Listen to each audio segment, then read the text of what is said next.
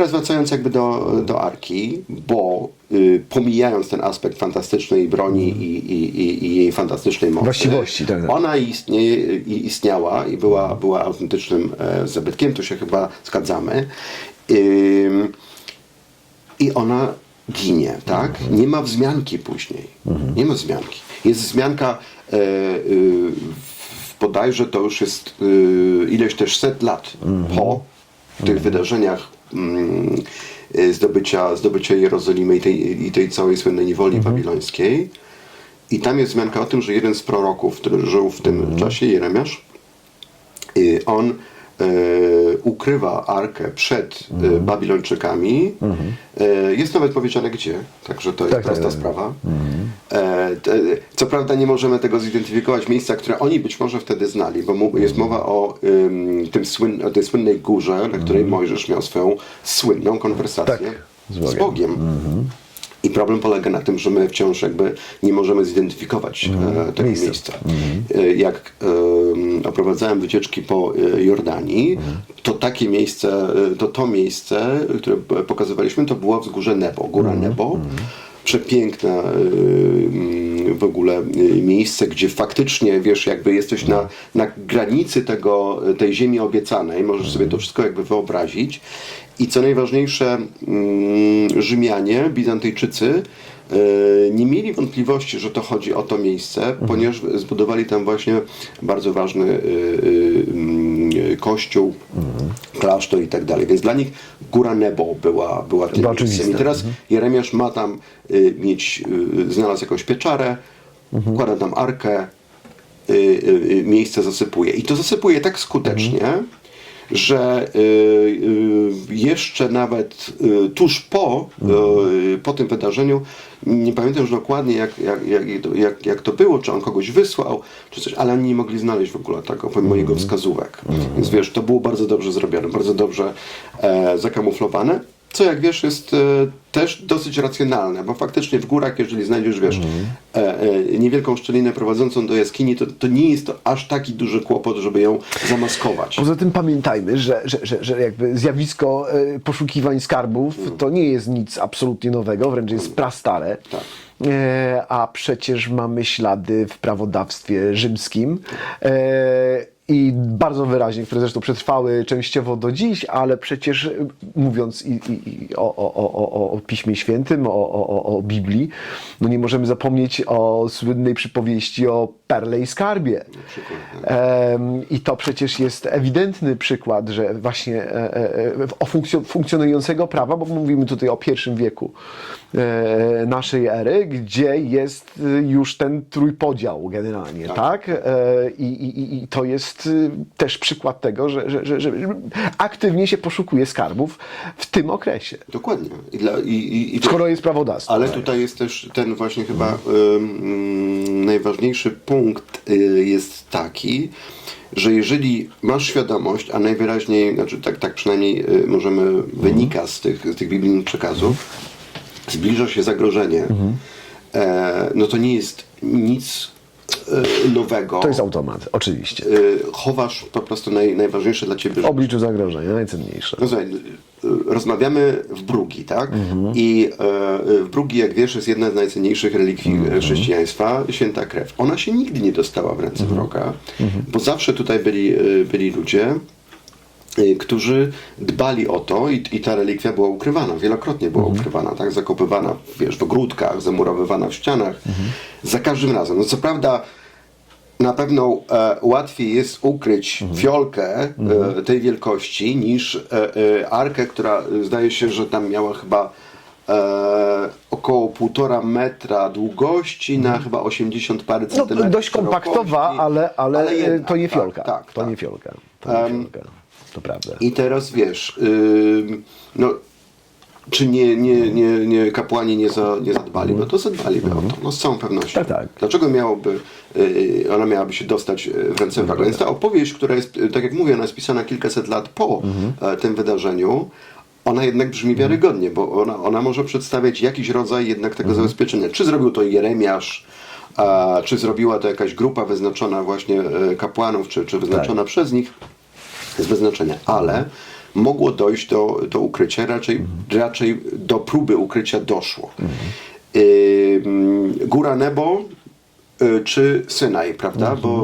Bo tutaj są też te sprzeczne opinie. My nie wiemy oczywiście i to znowu to są sytuacje opisane w Biblii, które większość historyków wkłada między bajki. No bo też mówi, jakby tu kwestia jest niedosłowności, a interpretacji. Tak, to jest mówimy jakby... o słynne przejście przez morze, prawda, Mojżesza i tak dalej. Mamy do czynienia z obszarami na krawędzi fantastyki i tutaj z kolei poruszamy ten aspekt, możemy poruszyć tych poszukiwaczy, z całą pewnością, którzy są poszukiwaczami skarbów, ale oni szukają, nie zadają sobie tyle trudu, co my sobie zadajemy, żeby zastosować tą brzytwę Okama i wszystkie te aspekty negatywne usunąć i dopiero ruszamy, kiedy faktycznie stwierdzamy, że chyba coś w tej historii jest. Nie, oni biorą na przykład opowieści właśnie o Mojżeszu za autentyczny opis, tak? I starają się dopasować go do współczesnej topografii i szukać tych miejsc. I znajdują, tak? Oni twierdzą, że znajdują, bo słynny na przykład taki amerykański Ron Wyatt, prawda? Chociażby. Z tym, że wiesz, tam zawsze jest ten problem, bo to są często osoby, które one wychodzą z tego założenia religijnego. Tutaj nie może być interpretacji. Oni nie potrzebują żadnej interpretacji ani weryfikacji źródeł. To jest Słowo Boże, koniec, kropka, więc tak musi być. Nie do końca chyba sobie zdają sprawę z tego, że nawet jeżeli, z całym szacunkiem dla religii i przekonań, to te opracowania, te materiały, one się mogły zmienić. Tam nawet jest kwestia już interpretacji tłumaczeń, jest wiele tłumaczeń do oryginalnego tekstu. Tam jedna, sylaba wystarczy, że i nagle masz inny kontekst. Górę albo no w każdym razie jest ten ciekawy też aspekt tych właśnie takich trochę w pewnym sensie przypominających tych nazistów niemalże, bo naziści też wychodzili z takiego założenia, że oni mieli gotową tezę, tak? Oni nie byli otwarci tak naprawdę na badania, jak dobrze wiesz. Annenerbe miało gotowe rzeczy udowodnić. To koniec kropka. Oni po to powstali. Także to nie byli prawdziwi badacze, tak jak ci poszukiwacze nie są. Tak, zresztą tam dość, nawet w przypadku tego Graala było tak, że to nie przynosiło w pewnym momencie efektów, a ten główny badacz przecież w pewnym momencie się kręcił w kółko. Tak. On utknął zwyczajnie i jakby to jest kwestia lat 30. I tam już nie ma mowy o tych latach 40., żeby cokolwiek kontynuować w tym względzie. Dokładnie. Znaczy wiesz, tam oni się jest ten wątek racjonalny. Jest ten wątek i oni się zawsze też poruszali wokół tej fantastyki trochę, więc to było fajnie uchwycone w Indiana Jonesie, prawda? Bo tam ten motyw taki tych pokręconych nazistów trochę faktycznie był, bo ich iluś tam było takich, którzy byli na archetypów, bo oni też nie musieli być związani, ty zwróciłeś uwagę też na to, że oni nie musieli być koniecznie związani z nazistami, ale generalnie ta archeologiczna tradycja jeszcze drugiej połowy XIX wieku, początku wieku XX, ona rzeczywiście, aktywność niemieckich archeologów w tym obszarze jest znaczna. No bo wiesz, bo to też jest taka kwestia, że jakby sam nazizm u swoich początków, on się też opierał o różnego rodzaju koncepcje nie okultystyczne, bo ten aspekt jest trochę zbyt wyeksponowany. Ale jednak te wszystkie mity pangermańskie ja myślę, że tutaj wiesz, to połączenie jest takie bardzo naturalne, tak, że skoro naziści chcą opanować świat, a opanować chcą go za wszelką cenę i wszelkimi możliwymi sposobami, więc jakby zaczęli to robić w sposób tradycyjny, ale pewnie jakby ten wątek nieracjonalny czy fantastyczny mógł się gdzieś tam w tych chorych umysłach pojawiać, żeby zrobić to szybciej i łatwiej. I to jest też naturalne jakby dla ludzkiej natury, żeby takie rzeczy sobie przyspieszać i ułatwiać. Natomiast no rzeczywiście poza takim ewidentnie epizodycznym jakby elementem, no to jednak bomby, artyleria, czołgi, a później może nawet rakiety, które były, jakie były, ale były. No jednak oręż zawsze zwycięża. Chociaż mamy szczęście, że w tym przypadku przegrał. Tak, no oczywiście. ale wiesz, faktycznie ileś tych pieniędzy, tak jak mówisz, no było też wydawanych, tak, na takie Tak. paranaukowe zupełnie Tak, i tu poszukiwania. absolutnie historycznie jest masa opracowań na ten temat. To nie stanowi już w tej chwili wielkiej tajemnicy. To tajemnicę możemy my sobie z tego troszeczkę robić. tak Może jak nie rozumiejąc Spielberg kilka i punktów. Lucas, prawda, którzy wykorzystują Tak, ale to pewnie tematy, moda się też rozpoczęła jakby na takie bardziej głębsze badania NNRB, nad NNRB może jako organizacji i w tym momencie chyba już po 40 latach mamy pewną kompleksowość jakby zagadnienia, więc wiemy o tym praktycznie większość, no bo to nie zamykajmy może tematu. Ale fakt. Nie zamykajmy, ale właśnie kwestia samej arki. Tak. Jeżeli to no jest to potencjalnie artefakt do znalezienia, tak? Chociaż jest to ta otoczka znowu taka mistyczna wokół tego, bo jest powiedziane, że ona nie zostanie... A już, przypomniało mi się, bo jak wrócili ci ludzie, którzy mieli odnaleźć to wejście do jaskini, Jeremiasz miał właśnie powiedzieć, że nie znajdziecie tego, tak? Bo to Bóg wybierze ten moment, kiedy arka zostanie jakby ponownie odkryta. Ale też jeszcze jeden element, bo gdyby na przestrzeni dziejów taki artefakt zostałby jednak odnaleziony w jakimkolwiek okresie.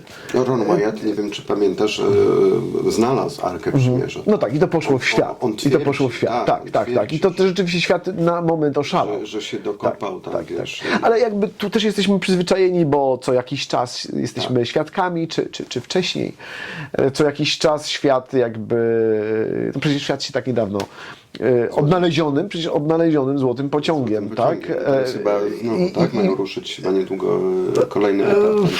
No pewnie tak. Natomiast zobacz, jeżeli w jakimkolwiek okresie w przeszłości coś takiego by zostało odnalezione gdzieś, pewnie kroniki by być może to odnotowały, ale tu nie trzeba żyć w średniowieczu czy w epoce nowożytnej, żeby świat od czasu do czasu oszalał, bo my świadkujemy czasami szalonym ogłoszeniom spektakularnych sukcesów, czy to z dziedziny właśnie poszukiwań, czy nawet nauki, tak? My tutaj od czasu do czasu jesteśmy raczeni wybitnymi informacjami, które niewiele mają wspólnego z rzeczywistością, a mimo naszego zaawansowania, racjonalności, to nawet w tych najbardziej racjonalnych umysłach gości gdzieś jakaś wątpliwość, że cholera, może faktycznie do tego doszło. Tak przecież to tak natrętnie wrócę jeszcze do tego złotego pociągu, powiem, to, że myśmy widzieli, że to bzdura, to jest nic, ale przecież ekipy telewizyjne, które tutaj przyjeżdżały do Wałbrzycha, to one nie jechały po to, żeby szukać, czy tam towarzyszyć poszukiwaniom, tylko one chciały wejść, tak? No tak. Oni byli wszyscy przekonani, nawet z tych znaczących stacji telewizyjnych, że oni mają wejść. No gdzie ten pociąg? A jak im mówiono, że nie, my jeszcze szukamy, to przecież oni uważali, że są okłamywani. I oni przecież nawet się gdzieś zakradali w pobliże tego 65 kilometra nieszczęsnego, bowiem nie wierzyli. Uważali, że są poddani jakiejś dezinformacji. Tak, to już jest tam. A mówimy o roku 2015, a nie 1915 czy 1015, tak? Gdzie o taką wiarę w cuda było łatwiej. No, absolutnie. To jest, wiesz, jeszcze mnie trapi też kwestia tego, co powiedziałeś, że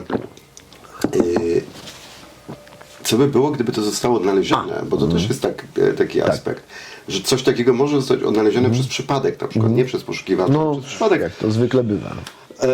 Obszar, gdzie wiesz, zdarzają się trzęsienia ziemi i tak dalej, osuwisko. Niech to będzie ta góra nebo, niech to będzie Synaj, obojętnie, ale po prostu ktoś to, wiesz, może wejść zobaczyć, nie? Czy możemy tu znowu mieć do czynienia z sytuacją, gdzie albo artefakt zostanie zniszczony na skutek zawału, albo nie zostanie jakby...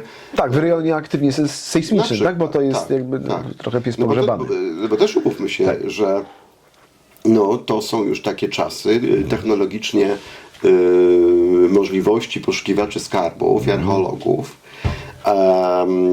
są bardzo zaawansowane i my generalnie możemy spróbować znaleźć, wiesz, jaskinie na zboczu górskim, prawda? Są różne metody. No, że my najważniejsze, że nie jest pokryta gęstą dżunglą. Właśnie, tak jak na Dominicach Na żadnym mamy, nie, jak tak. mamy straszny problem.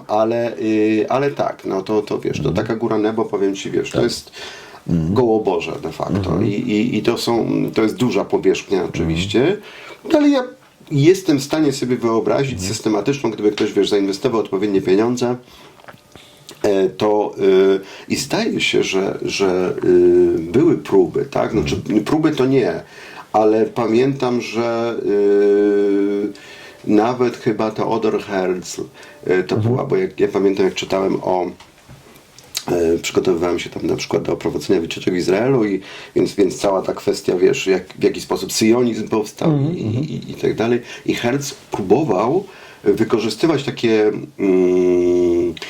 twórca syjonizmu próbował wykorzystać takie, wiesz, właśnie parareligijne też klimaty, chcąc pozyskać środki, na przykład fundusze, tak, od różnych ludzi. Powiedział, że wiesz, że to akurat będzie ich interesowało, a oni działają jednak w Ziemi Świętej, Kaman. No, to jest, Jest absolutna rewelacja. I wydaje mi się, że on nawet mówił o tej górze Nebo jako właśnie potencjalnym miejscu ukrycia Arki. Także Arka się pojawiała też w latach 20., latach 30., wiesz, gdzieś tam po prostu jakieś newsy, a później właśnie ten Ron Wyatt i tak dalej. Więc w teorii to się może wydarzyć, tak? To się może I co z wydarzyć. tego, że Indiana Jones ją znalazł? No właśnie. W takim razie ten artefakt wciąż czeka na swojego odkrywcę. Dokładnie tak.